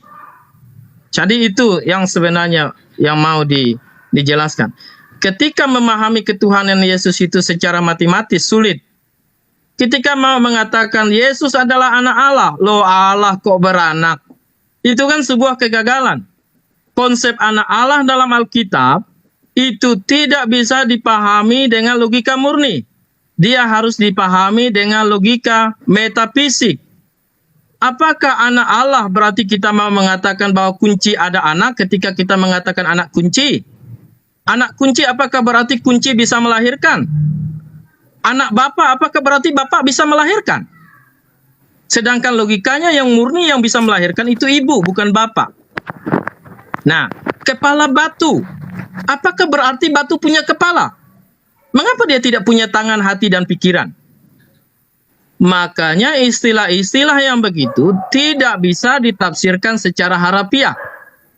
Itulah sebabnya harus ada metode tafsir di sana. Dan semua agama punya metode tafsirnya. Alkitab itu punya metode tafsirnya. Al-Quran itu ada metode tafsirnya. Karena itu kalau mau memahaminya maka harus tunduk dengan metode itu. Terima kasih Pak Israel dan Bang Juma. Saya senang kalau diskusi kita teratur dan saling menghargai begini. Silakan host atau Bang Juma, gimana? Iya, baik Bang, baik. Sangat menarik apa yang abang saya ini uraikan ya. Kalau kami di Islam, Nabi Isa alaihissalam itu datang membawa keterangan kepada Bani Israel. Beliau kemudian mengatakan, sungguh-sungguh aku datang kepadamu dengan membawa hikmah, ya, untuk menjelaskan kepadamu sebagian dari apa yang kamu perselisihkan. Maka bertakwalah kepada Allah dan taatlah juga kepadaku. Jadi di Islam itu final. Beliau adalah nabi, beliau adalah rasul. Nah, kalau kemudian hal yang menarik yang sahabat saya sampaikan tadi terkait beliau itu pikiran rusak, bukan Tuhannya yang rusak tetapi kertasnya yang rusak. Berarti kertas ini bukan Tuhan. Kertas ini adalah ciptaan yang kemudian padanya adalah berasal daripada Tuhan itu sendiri. Al-Quran menerangkan begini, dan milik Allah apa yang ada di langit dan apa yang ada di bumi, dan Allah meliputi segala sesuatu. Jadi pencipta langit dan bumi dalam Islam itu meliputi semua apa yang ada. Jadi Allah itu menyatakan diri kepada alam semesta ini bahwa dirinya ada, dirinya maha kuasa, dirinya maha pencipta, maha pemurah dan seterusnya dengan cara menciptakan. Dan di dalam Islam orang-orang yang berakal yang bisa menemukan itu. Artinya bahwa ketika Nabi Isa alaihissalam datang kepada Bani Israel memperlihatkan mujizat-mujizat, maka Allah menjadikan beliau sebagai tanda, sebagai perantara kepada Bani Israel untuk menyatakan kepada Bani Israel bahwa Tuhan itu ada dan mengutus hambanya, mengutus utusannya lahir dalam keadaan tanpa ayah. Jadi kalau saudara saya mengatakan tadi bahwasanya pikiran dituangkan ke dalam sebuah buku atau dituangkan dalam sebuah rahim, lalu kemudian pikiran itu setelah dituangkan dia lahir, maka kesimpulan kami sebagai umat Islam yang berasal dari ide, yang berasal dari gagasan itu bukan Tuhan itu sendiri, tetapi ciptaan, hasil karya yang diadakan, diawali dengan gagasan oleh Tuhan itu sendiri. Oleh karena itulah kemudian Nabi Isa ketika datang kepada Bani Israel mengatakan, sungguh ini aku adalah utusan Tuhan yang datang kepadamu untuk mengajarkan hikmat kepada kalian. Nah, sehingga di Islam tidak offside menuhankan makhluk yang berasal dari ide Tuhan, makhluk yang berasal dari gagasan Tuhan itu sendiri. Nah, kalau saudara mengatakan bahwa Yesus itu adalah Tuhan, ya silakan saja, itu adalah iman, itu adalah hak saudara saya kemudian untuk mengimani Yesus. Itu tidak ada paksaan untuk itu. Hanya saja dari perspektif pemahaman ajaran agama Islam, Tuhan yang Maha Pencipta itu menciptakan Yesus untuk kemudian menjadi nabi dan rasul kepada Bani Israel, mengajarkan Bani Israel ini sebagai contoh mukjizat kepada di tengah-tengah mereka. Jadi kalau saya boleh pinjam analogi saudara, ketika kita punya ide, misalnya kita ingin membuat lemari, maka ide itu kita tuangkan dalam bentuk lemari, maka itu bukan kita, tapi lemari itu adalah sesuatu yang berasal dari kita. Lemari itu adalah rupa gambar daripada ide kita. Dia adalah perwujudan daripada gagasan dan apa yang kita inginkan. Jadi bukan ide kita yang kucuk-kucuk menjadi lemari, tetapi lemari itu adalah buah karya yang diasaskan dari apa yang ada di dalam benak kita sendiri. Nah, inilah yang disifati di dalam Islam. Maka ketika membangkitkan orang mati, membuat lumpur hidup seperti burung dan seterusnya, itu semua adalah seizin daripada penciptanya. Jadi Nabi Isa disetting untuk menjadi manusia yang mampu melakukan mukjizat. Tapi levelnya tidak sampai bahwa dia itu adalah jelmaan Tuhan. Tidak. Dia hanya manusia yang diberi kuasa. Nah, siapapun yang diberi kuasa oleh Tuhan pencipta dan bumi, maka dia akan bisa melakukan dengan izin Allah, apapun itu. Nah, sehingga finalnya Islam itu adalah ketika oknum ini mampu membangkitkan orang mati dan seterusnya, sisi keilahiannya adalah kenabiannya dia. Kenapa bisa? Karena dengan sisi kenabiannya, dia memperlihatkan mujizat-mujizat yang diterima dari ilahi, mujizat-mujizat yang diterima dari Tuhannya. Saya kira begitu, saudara saya. Sudah sangat jelas kemudian pembeda antara Islam dan Kristen. Namun pada pokok ini kita bisa saling menghargai. Saudara yang menuhankan kemudian Yesus, itu bagi kami hanyalah sosok Nabi dan Rasul kepada Bani Israel. Demikian. Baik, terima kasih Bang Juma. Wah, itu penjelasan yang sangat menarik ya. Jadi ada titik temu dan ada titik beda ya. Saya setuju dengan Bang Juma. Pada titik beda kita saling menghargai. Ada satu buku Bang Juma menarik yang ditulis oleh Syed Hussein Nos ya. Judul bukunya Islam dalam Cita dan Fakta. Nanti Bang Juma bisa beri komentar atas buku itu. Ini di halaman 20 dia mengatakan begini. Ada cara membandingkan logika untuk memahami Yesus menurut Kristen dan Isa menurut Islam. Dia tawarkan metode bandingnya begini. Dalam Islam, penerima wahyu itu adalah Nabi Muhammad SAW. Lalu dalam Kristen, penerima wahyu itu adalah Maria.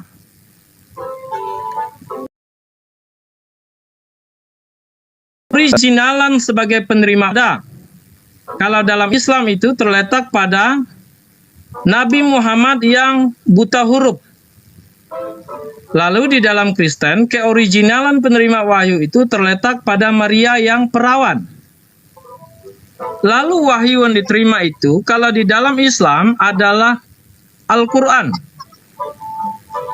Sedangkan di dalam Kristen, wahyu yang disampaikan melalui Maria adalah Yesus.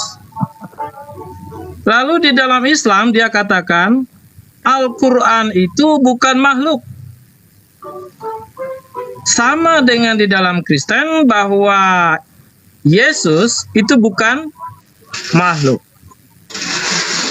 Nah, dia bilang sampai di situ Bang Juma untuk itu. Bagaimana pendapat Bang Juma untuk pembanding ini? Bisa diterima atau tidak ya?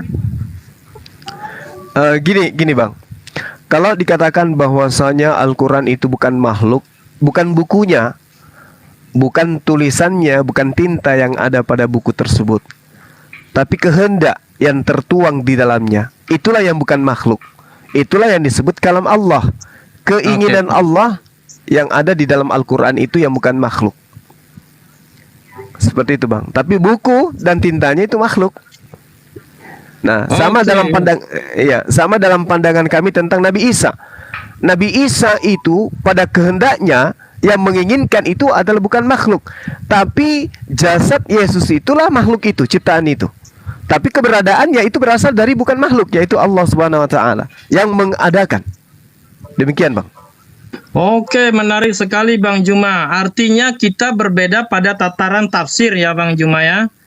Tapi pada tataran hakikatnya sebenarnya saya mau katakan ada kesamaan antara Kristen dan Islam terkait Al-Quran dan Yesus. Kedua-duanya adalah sama-sama bukan makhluk, dan Al-Quran itu, ucapan Allah itu bukan makhluk, lalu Yesus itu yang adalah firman itu bukan makhluk. Jadi benar itu Bang Juma, di dalam Kristen pun sebenarnya begitu cara memahami Yesus itu. Pada hakikatnya sebagai Allah, Yesus itu bukan makhluk karena dia firman. Tapi ketika firman yang tidak berwujud itu kemudian turun menjadi manusia, maka kemanusiaan Yesus itu makhluk. Sama seperti buku tadi. Buku itu makhluk karena berwujud. Tetapi tulisan yang ada di buku itu ucapan saya, bukan makhluk. Begitu juga dengan Yesus tadi. Yesus itu makhluk pada satu sisi ketika Allah yang tidak kelihatan itu menjadi manusia sehingga berwujud. Yang berwujud itu makhluk.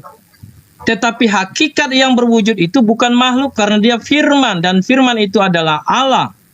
Ucapan Allah itu tidak beda dengan Allah, melainkan Allah itu sendiri sama. Lalu contohnya begini. Di dalam diri saya itu secara sederhananya begini. Di dalam diri saya sebagai manusia itu ada terdiri dari tubuh, jiwa, dan roh. Ada pikiran saya di sana. Ada roh saya di sana. Ada tubuh saya di sana. Yesus itu adalah sama dengan pikiran. Dan pikiran itu bukan makhluk. Pikiran itu, pikiran Allah itu adalah Allah itu sendiri. Makanya pertanyaannya, apakah Allah dan firman-Nya itu sama atau beda? Jawabannya adalah sama. Mana yang duluan? Apakah Allah atau firman-Nya? Kalau duluan firman-Nya, berarti Allah pernah tidak punya pikiran. Dan itu tidak mungkin. Kalau duluan Allah, berarti Allah pernah tidak punya pikiran. Tapi kalau duluan pikiran, berarti Allah pernah tidak ada. Dan itu bertentangan dengan konsep teologi Kristen. Karena Allah itu tiada awal dan tiada akhir. Dia Alfa dan Omega. Itulah sebabnya antara ucapan Allah dan Allah itu tidak bisa dipisahkan.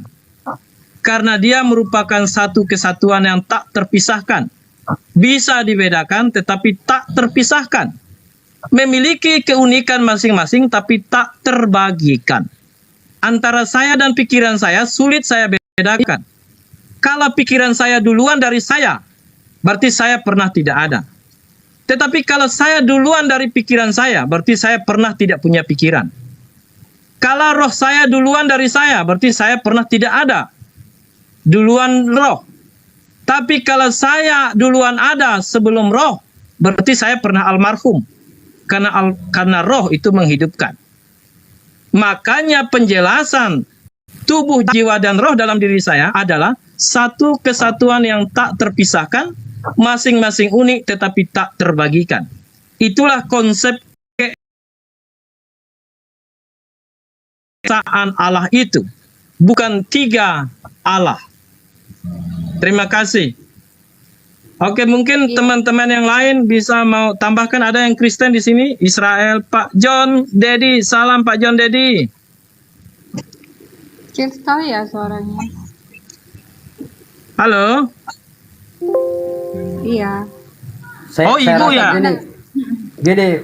Gini Pak di sini. Saya rasa kalau penjelasan itu Bang Juma udah banyak dengarkan dari apologet yang lain lah. Kalau mengenai yang bicara siapa ya? Pak John Dedi, ini Mbak ya? Oh, John Teddy. Ya silakan Bang John Teddy. Ya, Bung John Dedi, halo. Suaranya jauh ya. Iya, jauh. Hamba Allah, halo hamba Allah, ini Islam atau Kristen? Maaf.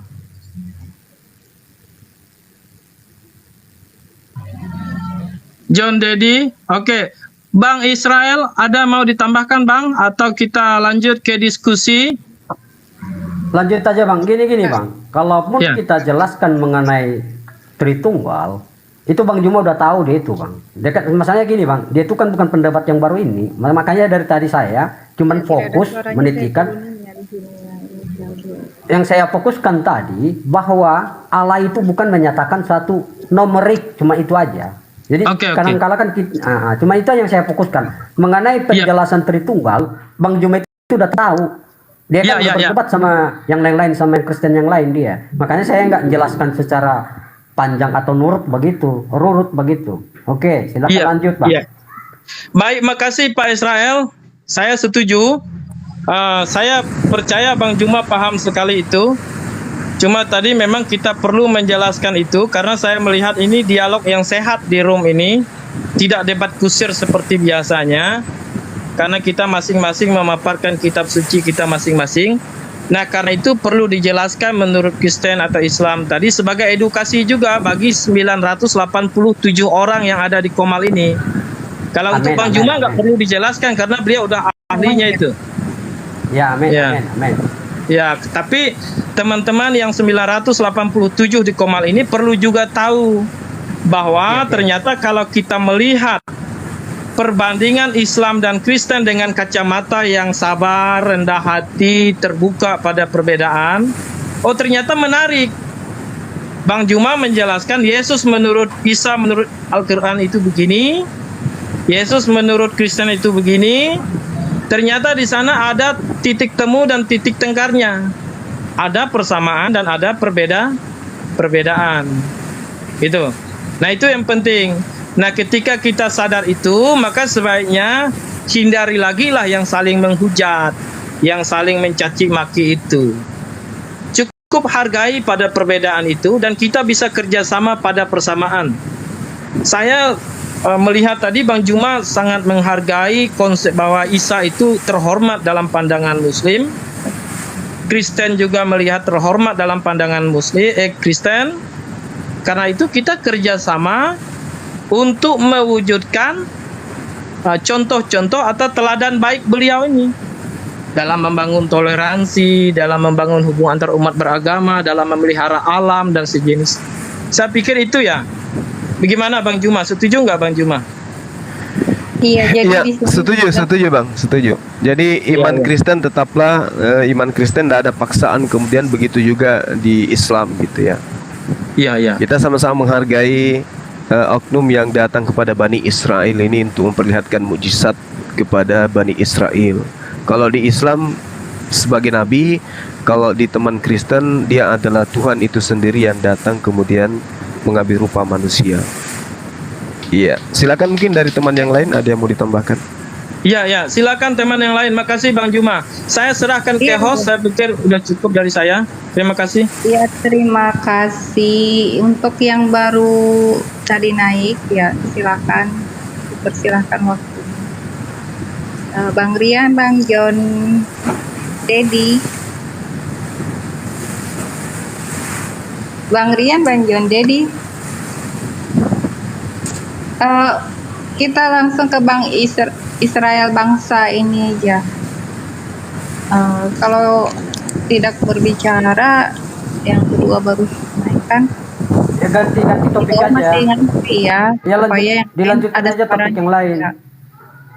Iya. Dilanjutkan aja topik yang lain, Bu.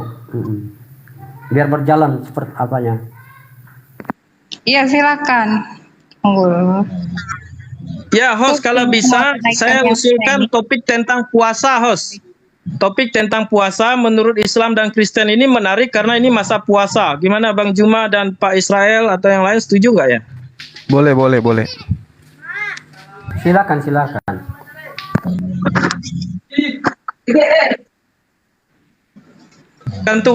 Tergantung host saja nih. Saya nggak berani ini komen banyak ini, nanti marah host dengan saya. Masalahnya yang saya naikkan nggak ada suaranya nih. Yang baru Juanda silakan.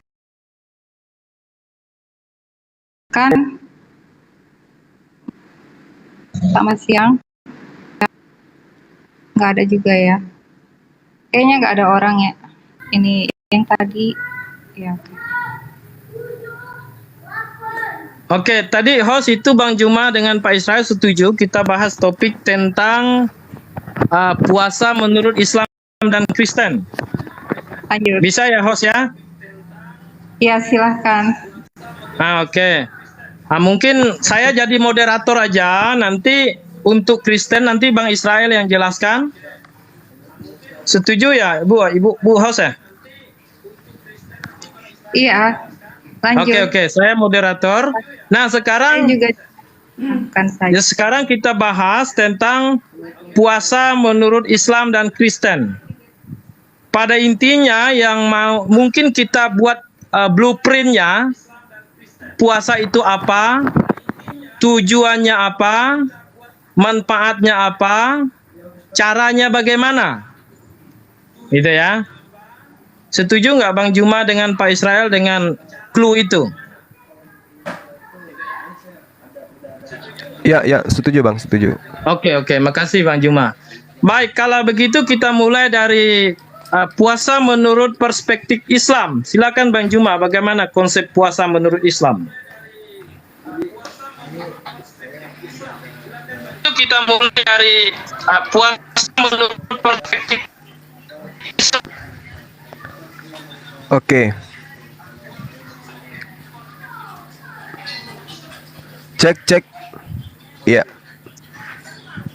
Baik. Kalau di Islam itu Bang, puasa itu sendiri dalam bahasa Arab berasal dari kata saum atau syam yang artinya menahan. Sedangkan menurut istilah, puasa adalah menahan diri dari segala yang membatalkannya dengan cara-cara yang khusus mulai dari terbit fajar hingga terbenamnya matahari.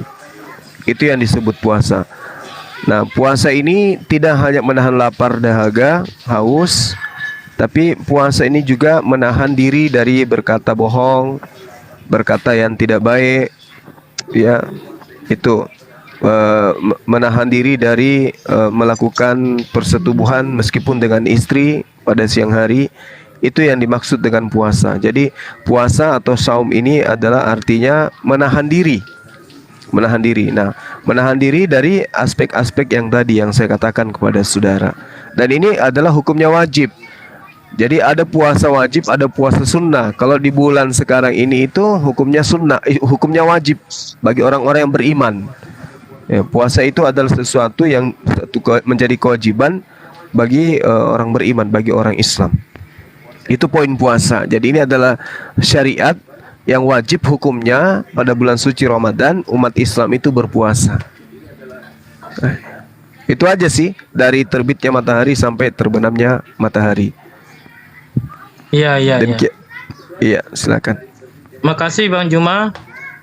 Nanti kita masuk tanya jawab. Jadi sebelumnya kita dengarkan kata Pak Israel bagaimana puasa menurut Kristen.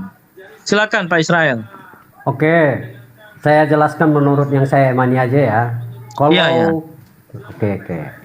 Kalau saya bicara dari Katolik aja lah, dari apa saya ya. Tapi kalau puasa di dalam kami ya, kebetulan ini hari Prapaskah. Jadi istilah puasa dalam diri kami itu menahan diri dari segala perbuatan-perbuatan yang tidak berkenan kepada Tuhan. Baru yang kedua, kami ada istilah Rabu Abu atau Jumat Abu. Di situ kita ada istilahnya menahan diri dari makanan-makanan yang ibaratnya daging-dagingan, apa segala macam. Tapi inti utamanya yang namanya puasa itu, kalau inti utamanya kita berpuasa bila perlu tidak ada seorang satu pun yang tahu kalau kita itu berpuasa. Itu inti utamanya. Baru yang kedua, kita menahan diri istilahnya selama kita berpuasa itu keperlakuan kita sesuai dengan apa yang dikehendaki Tuhan. Itu aja kalau penjelasan saya mah. Oh, oke. Terima kasih. Kalau untuk enggak, saya tambahkan dulu. Kalau untuk tambahannya, ibaratnya kalau kita hari-hari bulan apa gini, prapaskah begini, yang tadinya makan 3 kali 1 hari, ya kalau boleh kita makan 2 kali 1 hari atau 1 kali 1 hari. Nah, nanti sisanya itu kita sisahkan untuk saudara-saudara kita yang membutuhkan, begitu. Nah, itu penjelasannya. Oke, baik, terima kasih Pak Israel. Ini ada Pak Kopi Pahit dengan Pak Hendy Selebes. Selamat siang Pak Hendy Selebes. Halo. Oh, beliau enggak di tempat. Pak Kopi Pahit, selamat siang. Siang bro. Ya, maaf.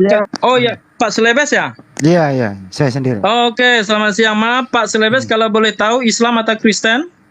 Saya Islam bang. Oh iya, selamat menunaikan ibadah puasa ya Pak Selebes ya. Iya bang. Oke. Pak Kopi Pahit. Beliau nggak ada di tempat ya Bu ya? Sepertinya saya ganti ya. Oke. Bisa di Atau pikir cukup aja dulu Bu supaya sehat aja diskusinya, ini asik nih, terarah nih. Iya, 3-3 ya. Halo, selamat siang. Oh ya, selamat siang Pak Kopi Pahit. Kalau boleh tahu apa Kristen atau Islam? Oke. Nah, saya mau berbicara dulu Pak dengan Juma dulu. Ya maaf Pak, kalau boleh tahu Kristen atau Islam Pak? Kita beri kesempatan. Insya Allah sampai sekarang masih Muslim Pak. Oh iya, selamat menunaikan ibadah puasa Pak. Saya sangat penasaran sekali dengan Om Juma ini. Saya bangga dengan Juma. Baru ini aku dapat untuk Juma ini. Udah lama aku cari-cari, aku incar terus. Baru ini aku dapat gimana, Bang? dengan Juma. Iya. Oke. Aku mau tanya dengan Om Juma dulu. Juma, kalau bisa dicatkan dulu nomor sama aku dulu. Aku kepingin banyak untuk berguru tentang kita Islam. Kalau masalah yang lain saya tidak lebih lah. Kalau boleh meminta. Dan juga saya mau memohon permisi dulu untuk host, ya kan? Aku mau tanya dulu sama Om Juma dulu. Udah berapa yang disahadatkan oleh Om Juma di medsos ini, apa di TikTok ini Om?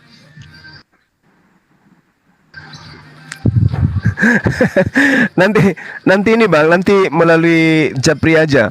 Nomor HP saya ada di konten. Oh, oke. Iya. Oke, saya setuju dengan Bang Juma. Bagus. Ya, itu hal-hal yang privat itu di DM aja. Saya setuju. Memang Bang Juma ini bijak orangnya. Salut saya. Makasih Bang Juma. Mungkin dari Pak Selebes ada yang mau ditambahkan dari penjelasan Bang Juma terkait puasa? Silakan sebelum masuk tanya jawab. Kalau penjelasan Bang Juma udah cukup masalah puasa. Iya. Tadi saya sudah jelaskan bahwa puasa bagi kami itu wajib hukumnya pada bulan suci Ramadan, dan ada bulan-bulan atau hari-hari tertentu yang kami disunahkan untuk berpuasa gitu Bang. Jadi kaidah puasanya itu dalam Al-Quran banyak dalil yang menerangkan tentang itu. Syahrul Ramadan alladzi unzila fil Quran dan seterusnya. Oke. Ya, baik. Terima kasih Bang Selebes. Berarti tidak ada tambahan. Memang Bang Juma, room kalau tidak ada debat ini mungkin tidak menarik memang. Ya, sepi memang. Tapi saya senang. Sebaiknya nggak apa-apa. Yang penting di diskusi ini bisa dilanjutkan. Udah ada penjelasan dari Pak Israel tentang puasa menurut Kristen dan menurut Islam. Mungkin lebih dalam kita bisa lihat ke teks kitab suci masing-masing. Sekarang tanya jawab. Silakan dari pihak Islam bertanya ke Kristen atau Kristen bertanya ke Islam untuk mendalami konsep puasa.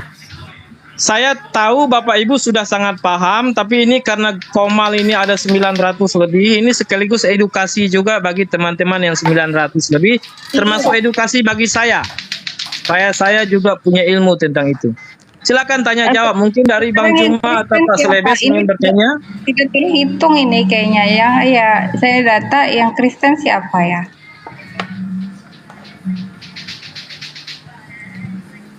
Dulu ya. Ya, ya. Oke. Kita secara Alkitab aja kan, bukan secara kita dari Alkitab aja ya. Dan Enggak, ini menurut Al-Quran. Ini Pak Israel. Ini Pak Israel. Ya. Ini tahap tanya jawab. Silakan Bapak bertanya ke Islam. Dalam bertanya itu bisa mengutip kitab sucinya, bisa mengutip Al-Quran sepanjang yang Bapak ketahui. Kalau nggak paham tanya ke Islam apa maksudnya gitu. Nanti Bang Juma jelaskan.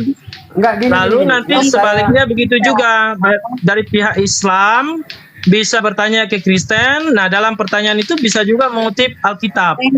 Oke. Saya tanya dulu. Yang berbicara itu yang di sebelah saya ini dari mana? Ya, dari Bu. Kristen atau dari mana nih? Saya ke Bu. Ya, Saya Kristen, Bu, Kristen. Kristen. Bapak kami.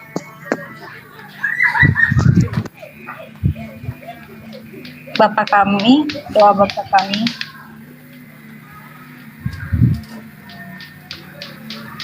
Iya, Pak, di sini kutemukan.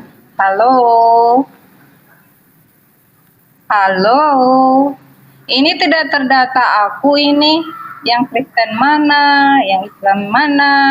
Jadi penyamaran banyak sekali ya.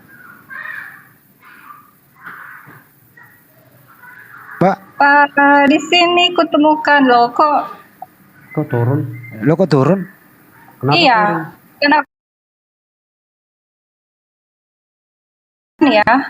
Naikkan lagi. Turun ada di sini. Sedangkan permintaan banyak ini. Aku bingung yang mau nerima yang mana. Kasihan. Naikkan lagi dulu dia. Saya gini Bu, naikkan lagi dulu dia. Wait, sabar. Israel bangsa. Kamu dari mana? Bangsa Israel. Saya Kristen. Bapak kami, doa Bapak kami. Aku minta doa Bapak kami, enggak jauh-jauh dari itu kok.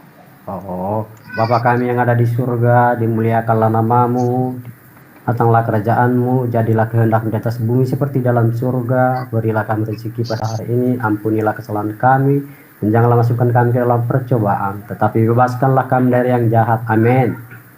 Apalagi Bu? Kristen mana itu ya? Nggak usah enggak, jangan langsung diapakan itu Bu. Udahlah. Ya Kristen dia Bu. Enggak, aku lagi mencari yang lain. Enggak, karena ini enggak fair kayaknya. Ini penyamaran banyak ini di sini kayaknya. Israel itu Kristen Bu. Kan saya sudah doakan tadi. Israel mau apa kau? Itu kan kelihatan. Bagaimana? Aku bisa mengujinya saudaraku. Jadi jangan. Ya udah, ujilah saya. Mau uji apa Bu? Ya, yang baru datang, yang baru naik tadi, saya sapa dulu Hero Official. Selamat siang. Selamat siang. Oh ya. Di sini Muslim 2 ya, sudah di bawah ini tadi. Ya, selamat siang. Ya, Hero selamat siang. Official. Ya. Dari mana kita menimbang? Dari mana? Dari Indonesia, Ibu. Ya, Islam Kristen. Semua saya memeluk secara nasionalis dengan toleransi begitu kental. Hebat ya. Tertawa kamu sudah. Para Max ini Bang Hamdi Leber, Bang Juma, selamat abangku semuanya. Sekali kita baru menyapa, belum ketemu, tapi doa di dalam hati kami semoga dalam 1 bulan ini menunaikan ibadah puasa yang sangat khusyuk dengan dalam rahmat Tuhan selalu dilindungi agar supaya selalu dalam kesehatan, dalam keadaan sehat walafiat ya abangku semuanya. Ya, jangan terganggu dengan ada debat atau kalau host ini dari mana? Dari Kristen atau dari mana? Sudahlah, jangan ditanya lagi. Sekarang coba paramek ini syahadat rasul coba. Enggak, maksudnya tujuan host untuk menguji Kristen atau enggaknya apa? Enggak, masalahnya orang Kristen juga ada yang bertentangan loh ajarannya. Karena dia ngakunya Kristen, padahal Kristennya tuh abal-abal gitu loh. Dia nyaman. Enggak, maksudnya pertentangan makanya kalau ibu tahu jelaskan dong pertentangannya di mana. Itu yang gentleman. Iya kayak tadi. Yang mana? Kalau saya bisa pastikan Bang Israel ini dia ini Kristen dari Katolik. Bapak kaminya Katolik, saya sudah bisa baca dari tadi, saya tahu dia Katolik. Saya nggak perlu tahu tanya. Coba tanya dia, Bang Israel Katolik atau bukan? Kan tadi aja kalau host nyimak, tadi aja saya menjelaskan mengenai puasa mengenai Katolik. Jadi gini, kita di sini nggak usah kita merusak fundamental. Ini kan kita ada Bang Juma juga, jadi kita saling cari kenapa ya? Karena kan mereka punya pikiran, kan mereka lagi jalani benar-benar begitu. Oke, hari-hari yang sebelum itu mungkin kita ada salah kata, salah paham, ataupun lisan, ataupun tutur kata, tapi hari ini kan bahwa poin pertanyaan ini makna dari puasa yang dari Kristen itu. Dia punya makna puasanya itu seperti apa, terus yang dari Muslim tadi Bang Juma juga sudah jelaskan. Tapi kalau terkait masalah menanyakan keimanan, pertentangan, itu kembali kepada internalnya ataupun denominasi ataupun doktrin ataupun dogmanya mereka masing-masing. Yang penting di sini masih di satu payung yang bersifat Alkitab, ya kita bahas ya apa yang di dalam Alkitab itu. Tapi kalau terkait masalah dogma atau doktrin, ya kita kembali kepada denomnya dia masing-masing. Ya, tidak boleh dibawa-bawa ya. Ya, karena kalau ibu langsung seperti itu, sekarang saya tanya balik. Ibu nih pakai ini syahadat rasulnya, coba ibu ya ibu syahadat rasul seperti apa? Ya, untuk mempersingkat waktu, ya sudah, oke lah, udah di atas sudah ya, jadi ya oke, satu lagi aku ambil ya. Nah itu jadi turun Bang Jumanya. Gak apa-apa. Kayaknya matahari senja ini kita